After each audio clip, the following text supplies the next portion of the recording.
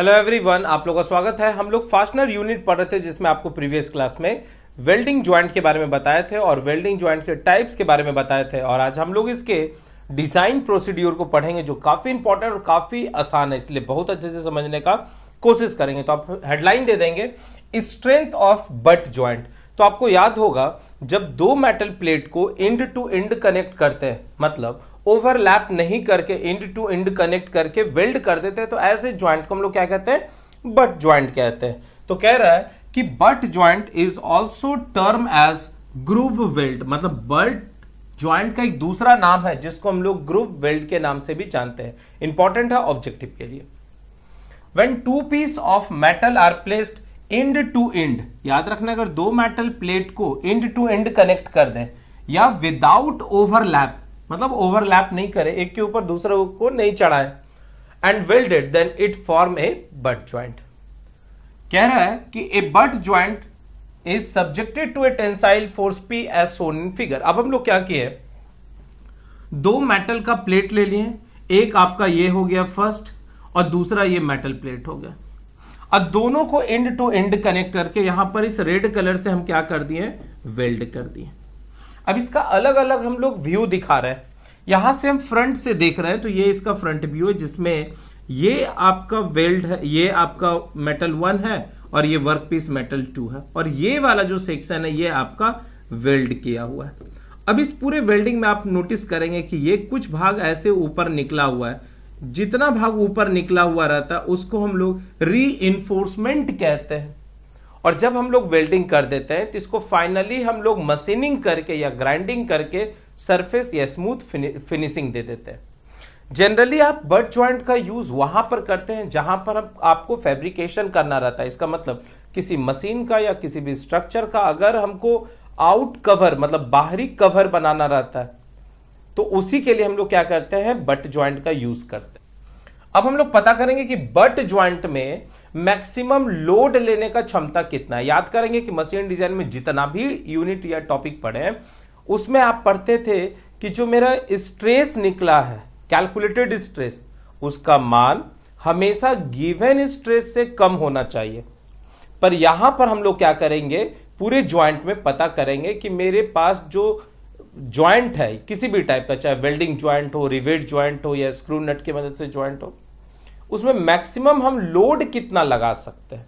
अगर आपको maximum load पता होगा तो हम कभी भी उस लोड से ज्यादा हम देंगे ही नहीं जिससे कि इसका वेल्ड या उसका ज्वाइंट जो है कभी फेल करे। जैसे एग्जांपल के तौर पर मान लीजिए हमको पता होगा कि आप मैक्सिमम लोड जो है 80 किलो न्यूटन का लोड ले सकते हैं, तो हम आपको कभी भी 90 न्यूटन 100 न्यूटन नहीं देंगे, क्योंकि हमको पता है कि मैक्सिमम लोड लेने का क्षमता आपके अंदर कितना है? 80 किलो न्यूटन। इसका मतलब अगर आप 60 लेंगे, 50 लेंगे, 40 लेंगे तो हमेशा आप कैसा रहेंगे? सेफ कंडीशन में। तो हम लोग भी यही पता करेंगे कि एक वेल्डेड ज्वाइंट है बट ज्वाइंट, उसका थिकनेस आपको क्वेश्चन में दिया है, लेंथ दिया है, और उस पर हम लोड लगाएंगे तो हम कितना लोड लगा सकते हैं जिससे कि मेरा डिजाइन क्या रहे? सेफ रहे। तो उसके लिए क्या करेंगे? Let sigma T maximum allowable tensile stress, P maximum tensile force, H size of weld और थिकनेस ऑफ प्लेट और throat of weld butt joint. याद रखना है कि ये आपका जनरली यही वाला पोर्शन वेल्ड किया हुआ है, ये जो रेड पोर्शन आप देख पा रहे हैं यही वेल्ड है। इसका टोटल लेंथ एल है जो इस प्लेट के विड्थ के बराबर है, करेक्ट है। और इसका लेंथ यहां पर आप नोटिस किए हैं कि इसका जो लेंथ है वो इसके विड्थ के बराबर है। इसका जो थिकनेस है वेल्ड का वो प्लेट की थिकनेस के बराबर है, जिसको हम लोग क्या कह रहे हैं? एच कह रहे हैं। तो एच क्या है? Size of weld, size of weld, या इसी को हम लोग क्या कहते हैं? ये कहते हैं थिकनेस ऑफ प्लेट, ठीक है। एल जो है वो लेंथ ऑफ वेल्ड हो गया। तो आप नोटिस करेंगे कि ये जो फोर्स है इस वेल्ड ज्वाइंट का, अगर आप इसको अच्छे से देख पा रहे होंगे तो यहां पर आप नोटिस करेंगे कि ये सीधा इस तरह से गया और ये वेल्ड बना, और इसी को हम यहां पर बाहर निकालें। इसका मतलब है कि जो फोर्स लग रहा है ये वेल्ड के इस क्रॉस सेक्शन के परपेंडिकुलर लग रहा है। आप नोटिस करेंगे कि ये जो पी है ये भी इस वेल्ड के परपेंडिकुलर लग रहा है। तो यही मेरे लिए क्या हो गया? एरिया का काम करेगा। अब एरिया कैसे निकालेंगे? तो एरिया हो जाएगा H इंटू एल, मतलब ये आपका H और ये आपका L हो गया। करेक्ट है। इसका अलग अलग व्यू अगर आप साइड से देख रहे होंगे तो ये आपका सेक्शन दिख रहा है। क्लियर हो गया। अगर आप अगले केस में देखेंगे कि ये फोर्स जो है ना, ये पैरेलल भी लग सकता है इस वेल्ड का, तो उस केस के बारे में आपको बाद में बताएंगे। तो यहां पर हम लोग क्या करेंगे, सिग्मा टी बराबर लोड बटे एरिया, और एरिया कैसे निकलेगा? तो P, ये तो लोड हो गया, और area H into L. Question में H जो है वो गिवन रहेगा। अगर क्वेश्चन में प्लेट का थिकनेस दे दिया तो वही डायरेक्ट H के बराबर हो जाएगा। क्वेश्चन में लेंथ आपको गिवन रहेगा कि कितना लंबा हम लोग वेल्ड किए, और सिग्मा टी गिवन रहेगा, तो सिग्मा टी एल एच सब गिवन रहेगा। तो यहां से हम लोग क्या पता कर सकते हैं कि मैक्सिमम टेंसाइल लोड इस प्लेट पर हम कितना दे सकते हैं। ठीक है, तो यही आपका क्या हो गया, मैक्सिमम अलाउबल लोड हो गया। तो आई होप ये फॉर्मूला आपको बहुत अच्छे से समझ में आ गया और काफी आसान है। मतलब वेल्डिंग ज्वाइंट का जो क्वेश्चन रहता है वो काफी आसान रहता है। मतलब 2 ही 3 फॉर्मूला आप याद करेंगे तो सारा आपको पूरा का पूरा न्यूमेरिकल्स बन जाएगा। नेक्स्ट, हो सकता है कि ये जो लोड है वो टेंसाइल ना लग के शियर लगे, सरफेस के पैरेलल लगे। तो यहां पर देखिए ये आपका टेंजेंशियल फोर्स दिखा रहा है, ये आपका शियर फोर्स दिखा रहा है। तो ये भी हम लोग पता कर लेते हैं कि मैक्सिमम शियर फोर्स कितना ले सकता है। तो उसके लिए फॉर्मूला हो जाएगा tau max is equal to load बटे एरिया। तो अभी भी तो ये जो वेल्ड है उसका एरिया आपको H इंटू एल ही होगा, है ना, तो H इंटू एल। तो यहां से हम P पता कर लिए, H into L into tau max, ये मैक्सिमम शियर लोड निकल गया। तो याद रखना है कि जितना भी बट ज्वाइंट का न्यूमेरिकल्स होगा बस यही 2 फॉर्मूला से बनेगा। अगर क्वेश्चन में सिग्मा टी दिया है तो ये वाला फॉर्मूला लगा के मैक्सिमम लोड पता कर लीजिए कि वेल्ड ज्वाइंट कितना ले सकता है। अगर शियर स्ट्रेस क्वेश्चन में दिया है तो आप पता कर लीजिए कि मैक्सिमम शियर लोड कितना होगा। आप नोटिस करेंगे दोनों में सेम वैल्यूज आ रहा है। क्लियर एकदम हो गया। तो आई होप आपको बट ज्वाइंट का डिजाइन प्रोसीड्योर या इसका स्ट्रेंथ निकालने का, मतलब कोई भी लोड, कोई भी ज्वाइंट, कोई भी मशीन कितना लोड को थाम सकता है वही उसका स्ट्रेंथ कहलाता है। तो यहां पर जो बट ज्वाइंट वेल्ड है वो मैक्सिमम कितना लोड थाम सकता है वही उसका स्ट्रेंथ हो गया। तो वो कैसे पता चलेगा? तो H into L into sigma T, नहीं तो H into L into tau max से पता चल सकता है। एकदम क्लियर हो गया। फटाफट इसको नोट कर लीजिए, नहीं तो हम लास्ट स्लाइड में सारा नोट्स डाल देंगे। अब हम लोग नेक्स्ट ज्वाइंट के बारे में बात करते हैं। ये तो अभी हम लोग पढ़े बट ज्वाइंट, अब हम लोग पढ़ेंगे स्ट्रेंथ ऑफ फिलेट ज्वाइंट, जिसको हम लोग लेप ज्वाइंट कहते हैं, और सारा नोट्स आपको लास्ट में दे देंगे। ठीक है, तो चलिए हम लोग नेक्स्ट स्लाइड में आ जाते हैं। इसमें हम लोग पढ़ेंगे strength of fillet weld joint. ध्यान दीजिएगा, strength of fillet weld joint. हम लोग फिलेट वेल्ड ज्वाइंट का स्ट्रेंथ पता करेंगे कि कितना स्ट्रेंथ हो सकता है। क्लियर एकदम है। चलिए, तो नया हेडलाइन दे देंगे और उसमें हम लोग पढ़ेंगे strength of fillet weld joint. अगर एक मेटल प्लेट के ऊपर दूसरे मेटल प्लेट को रख दे तो ऐसा जो ज्वाइंट बनता है उसको हम लोग क्या कहते हैं? लैप ज्वाइंट कहते हैं, नहीं तो फिलेट वेल्ड ज्वाइंट भी कहते हैं। अब ये 2 तरीका का होता है। एक को कहते हैं पैरेलल फिलेट ज्वाइंट, ध्यान दीजिएगा, एक को हम लोग कहते हैं पैरेलल फिलेट ज्वाइंट। तो पैरेलल फिलेट ज्वाइंट किसको कहते हैं? तो आप यहां पर नोटिस करेंगे कि अगर जो लोड लग रहा है, अप्लाइड लोड, मान लीजिए ये आपका अप्लाइड लोड लग रहा है, तो अगर अप्लाइड लोड वेल्डिंग के, ये जो वेल्ड किया है उसके पैरेलल डायरेक्शन में है, उसी के डायरेक्शन में है, तो ऐसा जो ज्वाइंट होगा उसी को हम लोग क्या कहेंगे? पैरेलल फिलेट ज्वाइंट कहेंगे। एकदम समझ में आ रहा है। अब ध्यान दीजिएगा कि इसमें करेंगे क्या। तो आप यहां पर फिगर अलग अलग देखेंगे, जैसे एक मेटल प्लेट ये हो गया, दूसरा मेटल प्लेट ये हो गया। अब हम लोग यहां पर वेल्ड कर दिए और इधर भी वेल्ड कर दिए। अगर आप सिंगल वेल्ड करेंगे, ध्यान दीजिएगा, अगर सिर्फ यही वेल्ड करते हैं तो यहां पर आप नोटिस करेंगे कि मान लीजिए आप इस तरह से इस मेटल प्लेट में वेल्ड कर रहे हैं, ये अप्लाइड पी फोर्स है और यहां पर आप वेल्ड किए, तो इसके कारण क्या हो सकता है? चूंकि ये पॉइंट फिक्स है तो ये डिस्टेंस इसके लिए परपेंडिकुलर डिस्टेंस हो गया, इस जगह पर मूवमेंट क्रिएट हो सकता है। उस मूवमेंट को नहीं प्रोड्यूस करने के लिए हम लोग क्या करते हैं? दोनों साइड वेल्ड कर देते हैं, जिससे कि वो बैलेंस हो जाता है। अब हम लोग क्या कर रहे हैं? इसके यहां से साइड व्यू को देखते हैं, या इधर से अगर आप खड़े हैं तो यहां से फ्रंट व्यू देख रहे हैं या साइड व्यू देख रहे हैं, तो आप नोटिस करेंगे अगर इसके साइड व्यू को आप देखेंगे तो ये प्लेट का थिकनेस आपको दिखेगा। फिर ये प्लेट का थिकनेस दिखेगा और फिर वेल्डिंग दिखेगा दोनों साइड।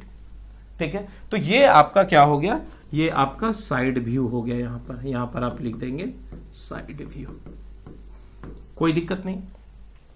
अब इसको समझने के लिए हम लोग क्या करते हैं, कुछ और फिगर का मदद लेते हैं। इसमें हम लोग क्या किए, एक टी शेप का ज्वाइंट ले लिए और इसमें जो वेल्डिंग किए ये भी आपका पूरा का पूरा जो है वो पैरेलल फिलेट ज्वाइंट ही किए हैं।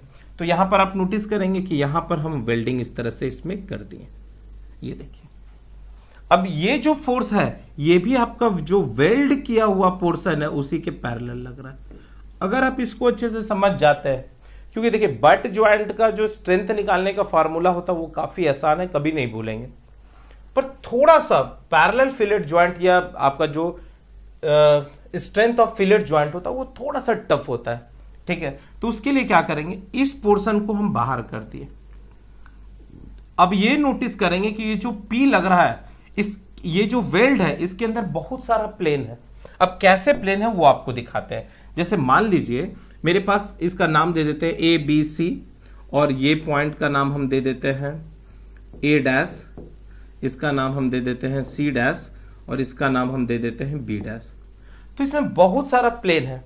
सबसे पहला अगर आप प्लेन देखेंगे तो यहां पर आप नोटिस करेंगे कि आपके पास एक प्लेन है ए सी, ये देखिए ए डैश सी डैश, फिर सी डैश सी डैश और ए डैश ए डैश, ये एक प्लेन हो गया।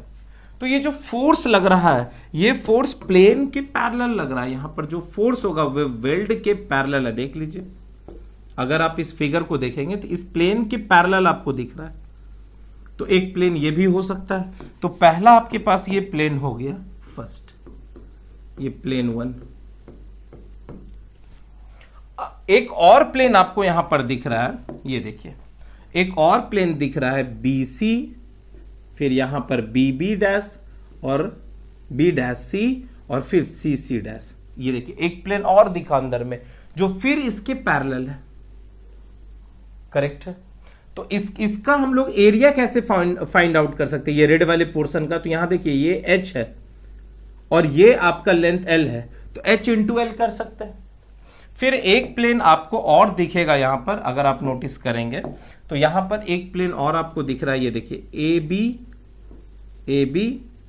ए डैश बी, फिर यहां से बी बी डैश और ये वाला पोर्शन, फिर ये भी एक प्लेन दिख रहा है।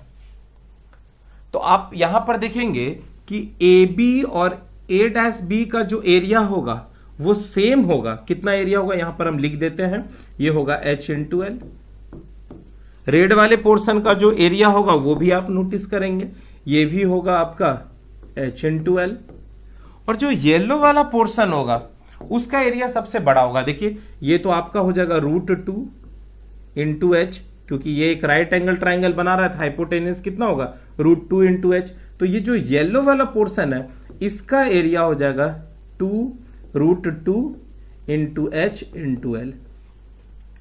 तो हमको क्या करना है, और इसके अंदर और भी बहुत सारा प्लेन हो सकते हैं, हजारों प्लेन हो सकते हैं।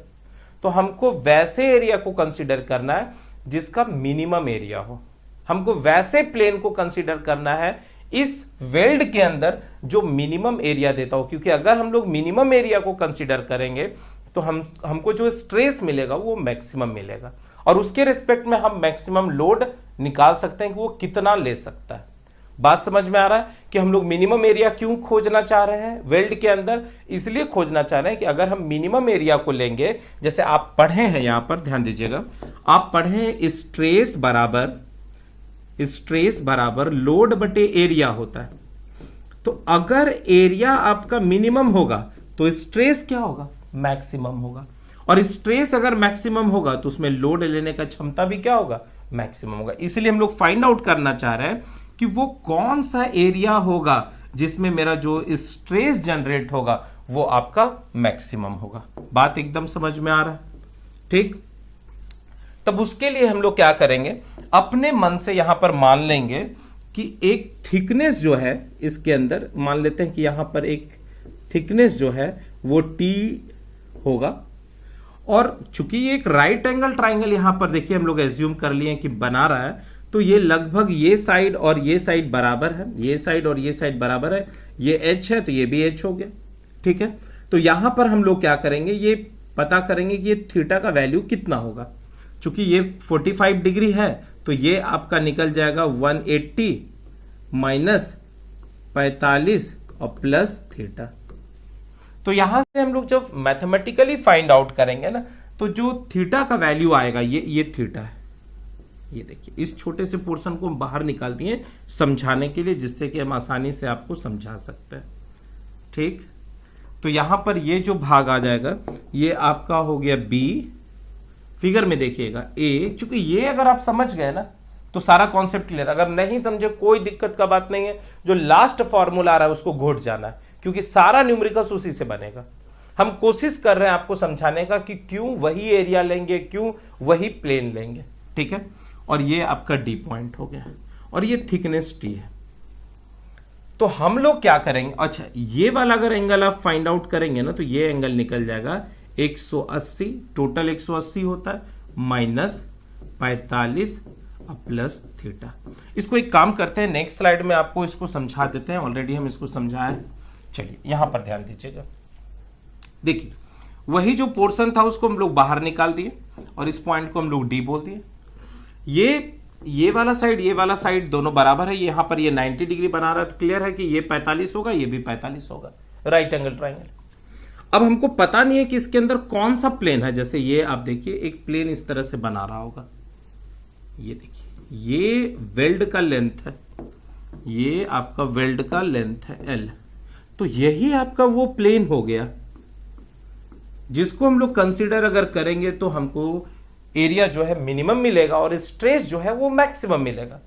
तो इसका एरिया कैसे फाइंड आउट होगा, तो ये तो लेंथ एल है, इसका मतलब एरिया फाइंड आउट करने के लिए हमको टी डैश गुना एल करना होगा।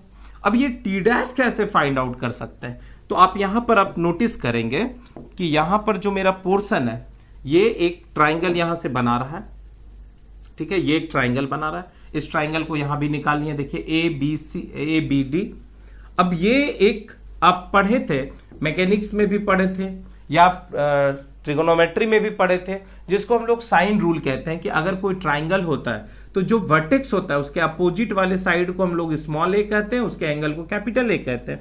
अगर ये बी है तो इसके अपोजिट साइड को हम लोग स्मॉल बी कहेंगे, और फिर अगर ये एंगल सी है तो इसके अपोजिट साइड को हम स्मॉल सी कहेंगे। तो साइन रूल कहता है कि जब इस साइड को लेंगे तो इसके अपोजिट वाले को एंगल साइन में लेना है, जब ये साइड लेंगे तो इसके अपोजिट वाले को लेना, और यहां से एक फॉर्मूला आपको आ जाएगा ए साइन ए, बी साइन बी और सी साइन सी।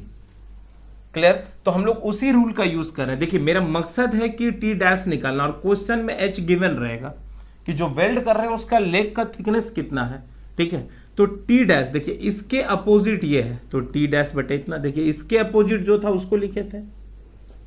फिर उसी तरह एच इसके अपोजिट ये है, और हमको क्या दिया रहेगा, एच दिया रहेगा, टी डैश नहीं दिया रहेगा। तो हम लोग क्या करेंगे, T dash sine 45 is equal to H, और साइन 180 माइनस थीटा कितना होता है, साइन थीटा। ये देखिए साइन 180 और ये पूरा थीटा हो गया तो 45 प्लस थीटा। अब टी डैश निकालना है तो ये एच यहीं पर रहने देते हैं, और साइन 45 उधर चला गया, और ये क्या हो जाएगा, साइन ए प्लस बी का फॉर्मूला आप मैथ में पढ़े थे। ठीक है, sign A cos B plus cos A sine B, वही यहां पर उतारती है, तो टी डैश का हमको फॉर्मूला निकल गया, बहुत इंपॉर्टेंट है। ठीक है, हालांकि अगर आपका डेरिवेशन आएगा तो आप ये सारे स्टेप को स्किप कर सकते हैं, ये सिर्फ आपको समझाने के लिए बोले, अब डायरेक्ट वहां पर लिख देंगे कि ऐसा होता है। ठीक है, तो टी डैश कितना हो गया, एच, और इसको जब हम लोग सॉल्व किए देखिए एच, और यहां पर देखिए साइन 45 इसमें भी है, साइन 45 यहां भी, और कॉस 45। इसका मतलब है कि साइन 45 और कॉस 45 का तो वैल्यू सेम होता है 1/√2, तो दोनों का कॉमन निकाल के काट दिए तो एच बचा, कॉस थीटा और साइन थीटा बचा। तो मेरे पास रिलेशन क्या है, T dash is equal to H cos theta plus sine theta. Clear है? अब वापस आते हैं हम लोग। ठीक है, हम लोग पैरेलल फिलेट पढ़ रहे थे ना, पैरेलल फिलेट पढ़ रहे थे, तो सेम चीज यहां भी बता रहे हैं कि इसके अंदर भी देखिए ये वाला जो प्लेन है रेड वाला, उसका एरिया h इंटू एल है, ये जो ब्लू वाला है उसका एरिया h इंटू एल है, और ये जो येलो वाला है उसका एरिया तो और बड़ा है 2h इंटू एल है। तो इसके अंदर एक और प्लेन है जिसका एरिया मिनिमम होगा, और वो होगा टी डैश इंटू एल। वो क्या होगा, टी डैश, ये देखिए ये एक प्लेन होगा जो होगा टी डैश इंटू एल। अब टी डैश हम कैसे निकाल सकते हैं, तो उसी के लिए इतना सारा तरीका बता रहे हैं, और इसी को हम लोग थ्रॉट थिकनेस कह रहे हैं। ये देखिए ये जो थिकनेस है ना, इसी को हम टी कह रहे हैं। ठीक, तो क्या कह रहा है कि टी जो है वो थ्रॉट थिकनेस है, एच जो है वो साइज ऑफ वेल्ड है, और एच जो है वो थिकनेस ऑफ प्लेट है। तो हम लोग क्या क्या किए, तो load P is parallel to every plane of the weld. अब यहां पर आपको दिख रहा है कि जो लोड पी है वो पूरे वेल्ड के पैरेलल लग रहा है, जो लोड पी है वो पूरे वेल्ड के पैरेलल लग रहा है। ठीक है, और इसमें जो स्ट्रेस डेवलप हो रहा है हर एक प्लेन पर, वो शेयर स्ट्रेस ही डेवलप हो रहा है, क्योंकि आप नोटिस कर रहे हैं कि हर एक प्लेन पर शेयर स्ट्रेस ही डेवलप हो रहा है। तो tau will be maximum on the plane where area is minimum, मतलब शेयर स्ट्रेस मैक्सिमम वहां पर होगा जहां पर हमको, जिस प्लेन पर हमको एरिया जो है वो मिनिमम मिलेगा। तो उसको एरिया को फाइंड आउट करने के लिए हम लोग क्या किए हैं, मान लिए टी जो है थ्रॉट थिकनेस है, एच या स्मॉल एस जो है साइज ऑफ वेल्ड है या थिकनेस ऑफ प्लेट है, और एल जो है लेंथ ऑफ वेल्ड है। अब हमको पता क्या करना है, टी पता करना है या टी डैश पता करना है। तो आप नोटिस करे थे कि टी डैश का हम लोग फॉर्मूला निकाले थे, और वो फॉर्मूला कुछ ऐसा था, T dash is equal to H और डिवाइडेड बाई कॉस थीटा अब प्लस साइन थीटा, यही हम लोग निकाले थे। करेक्ट है ना।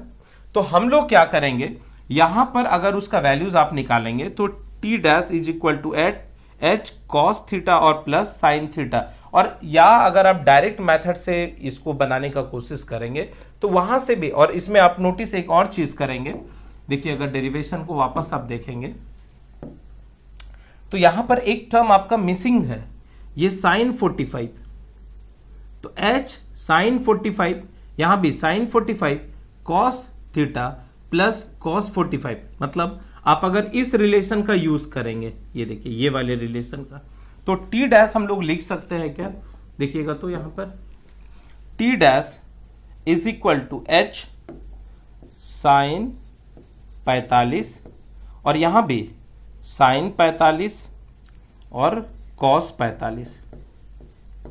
ठीक, या इसको भी हटा देते हैं, नीचे में यहां पर लिखा हुआ था हम लोग के पास डिवाइडेड बाय कितना था, तो साइन 45 प्लस थीटा, यही लिखा था। और पाया गया है कि पैरेलल फिलेट में अगर हम थीटा का वैल्यू, ध्यान दीजिएगा very important for objective question, अगर हम थीटा का वैल्यू 45 डिग्री रखते हैं तो उस केस में हमको जो थ्रॉट एरिया मिलता है वो मिनिमम मिलता है। तो यहां पर आप खाली याद कर लेंगे थीटा का वैल्यू कितना होना चाहिए, 45 डिग्री। तो यहां पर आप क्या करेंगे, t इज इक्वल टू, अब देखिए साइन अगर थीटा का वैल्यू यहां 45 करेंगे तो ये 90 और साइन 90 बराबर कितना हो जाएगा, 1 हो जाएगा। तो बचेगा मेरे पास क्या, h साइन थीटा, इसलिए डायरेक्ट देखिए यहां पर लिख दिए हैं t equal to h sine 45।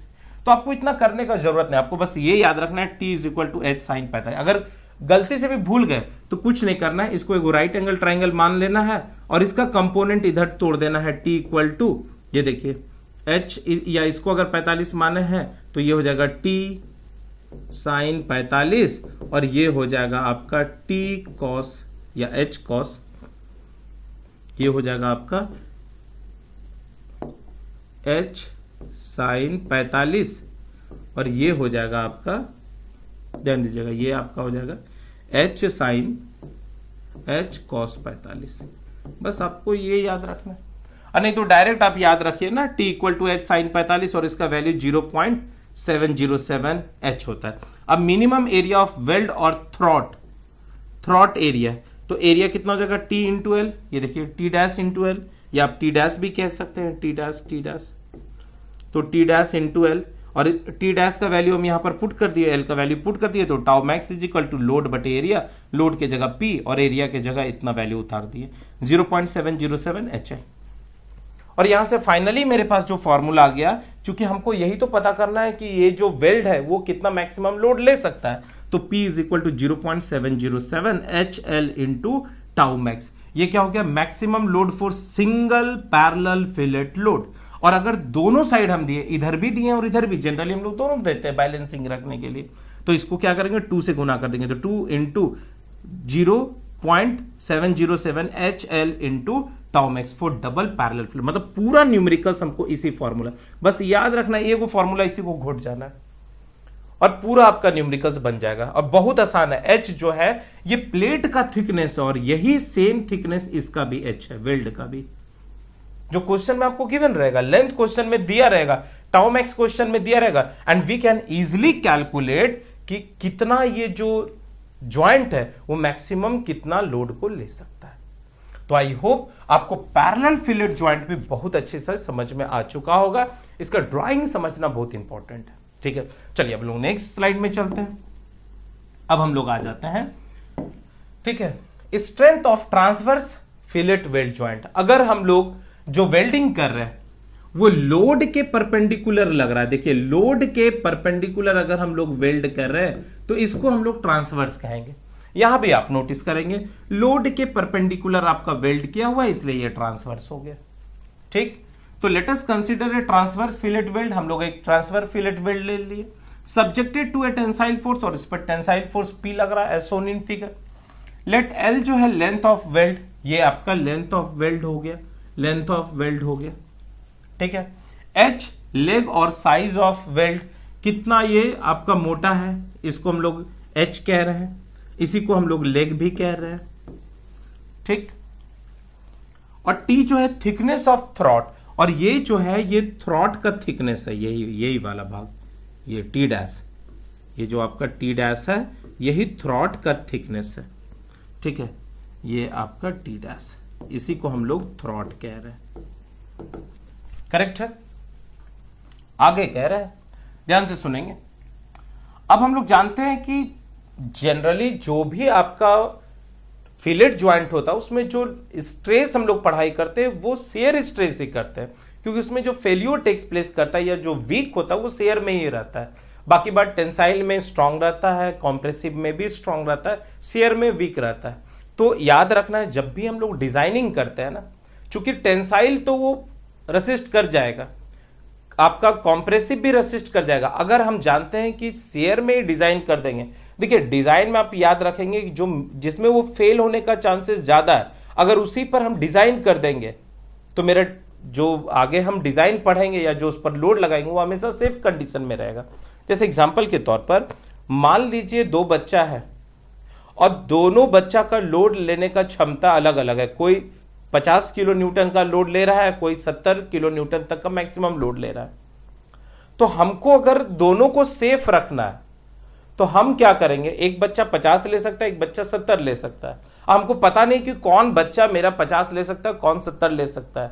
तो हम क्या करेंगे, हमेशा जो लोड देंगे वो 50 से कम ही देंगे, क्योंकि 50 वाला भी बच्चा सेफ हो जाएगा और 70 वाला भी बच्चा सेफ हो जाएगा। उसी तरह शियर स्ट्रेस का मान अगर 35 है, 40 है और टेंसाइल स्ट्रेस का मान 70 है, तो कंफर्म है कि 70 में तो फेल्योर नहीं करेगा, वो फेल किस पर करेगा, 40 पर करेगा।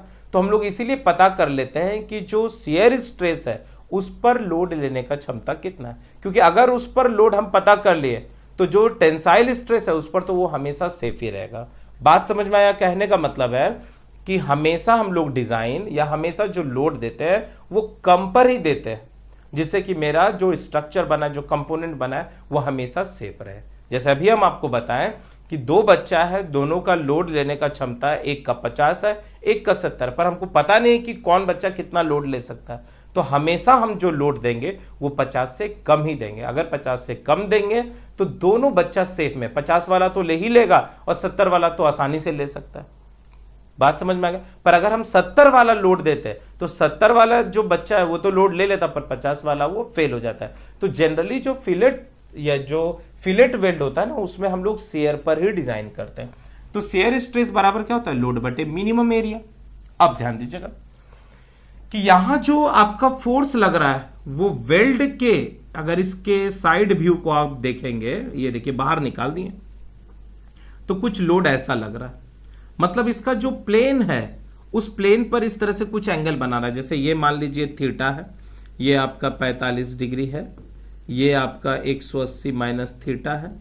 तो उसी तरह ये वाला एंगल भी कितना हो जाएगा, ये आपका 90 माइनस थीटा हो जाएगा।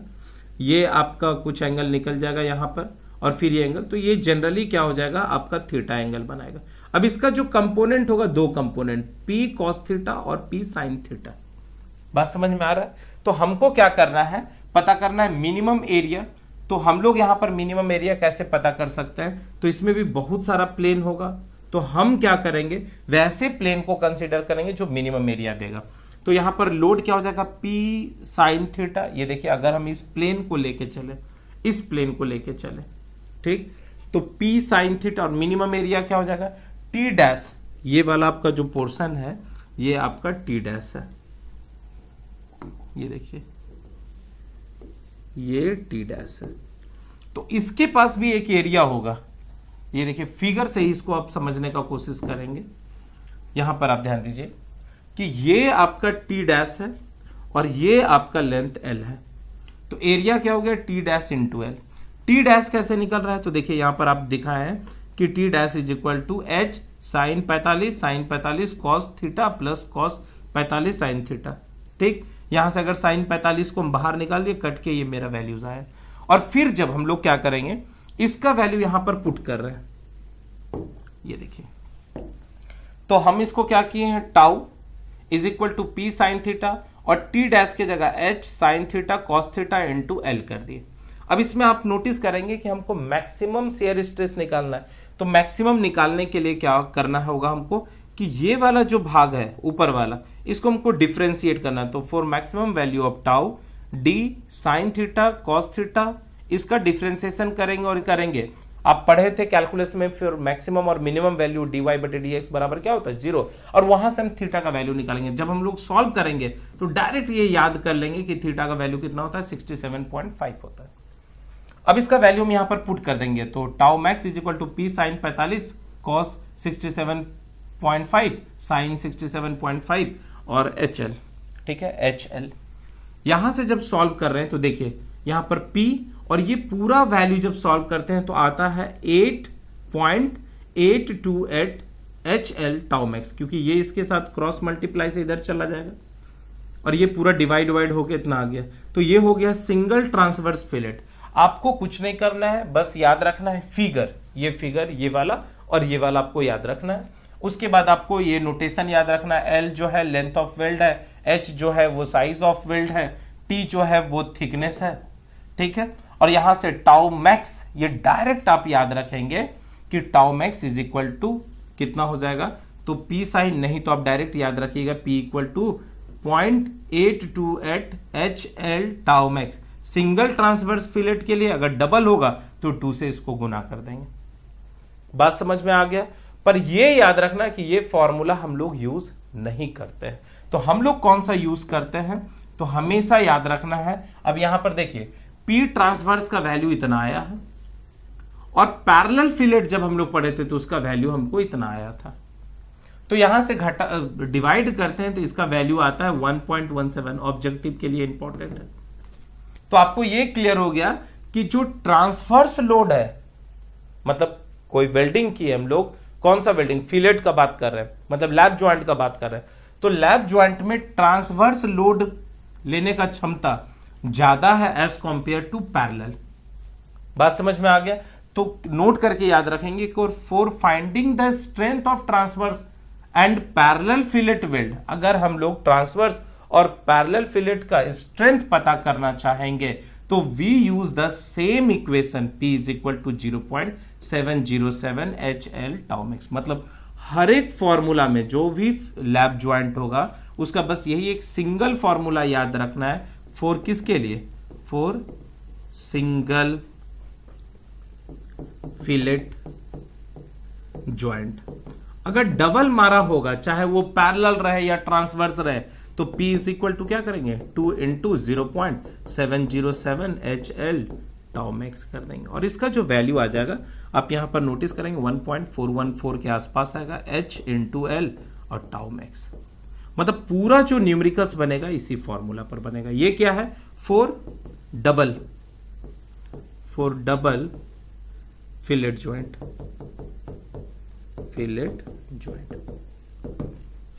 क्लियर एकदम हो गया। क्या बोले हैं कि अगर आपका जो ज्वाइंट बन रहा है, ध्यान दीजिएगा यहां पर इस केस में आप नोटिस कर रहे हैं कि जो लोड लग रहा है वो वेल्ड के पैरेलल नहीं लग रहा है। पहले वाले जो आपका फिलेट ज्वाइंट था उसमें लोड पैरेलल लग रहा था, तो उस केस में जो थ्रोट थिकनेस था वो वर्टिकल के साथ 45 डिग्री का एंगल बनाता है।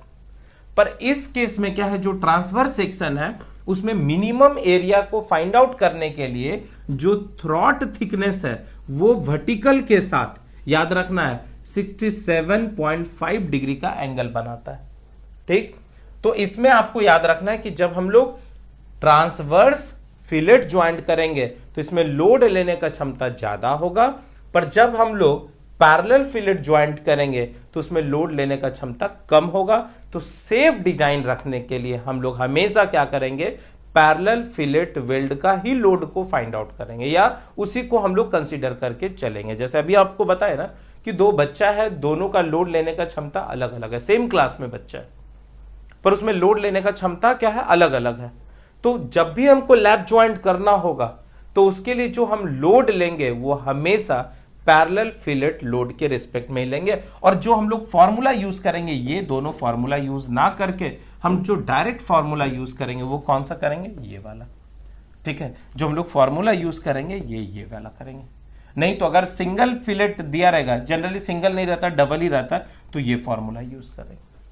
तो आई होप आपको पूरा का पूरा स्ट्रेंथ समझ में आ गया होगा और न्यूमेरिकल्स करेंगे तो आपको और ज्यादा क्लियर होगा। तो आज के लिए बस इतना ही रहने देते हैं, नेक्स्ट लेक्चर में न्यूमेरिकल के साथ मिलेंगे। तब तक आप लोग मन लगा के पढ़ते रहिए और खूब आसान टॉपिक है, बस याद क्या रखना है, इसका डेरिवेशन थोड़ा सा याद रख लेना है। अगर डेरिवेशन गलती से भूल जाते हैं, बस फॉर्मूला फाइनली याद रखना, उसको लिख देना। फिगर बड़ा इंपॉर्टेंट है, फिगर अच्छा से लिखिए, उसका क्या क्या नोटेशन है वो अच्छा से लिख दे और फाइनली आप वहां से दिखा देंगे कि स्ट्रेस बराबर लोड बटे मिनिमम एरिया, और मिनिमम एरिया का फॉर्मूला याद रखेंगे, उसको पुट करके वहां से आप निकाल देंगे कि वो जो वेल्ड है, वो जो वेल्डिंग ज्वाइंट है वो मैक्सिमम लोड कितना थाम सकता है। बस आपको यही निकालना है कि कोई भी ज्वाइंट मैक्सिमम लोड कितना थाम सकता है। ठीक है, चलिए आज के लिए बस इतना ही रहने देता हूं। Thank you.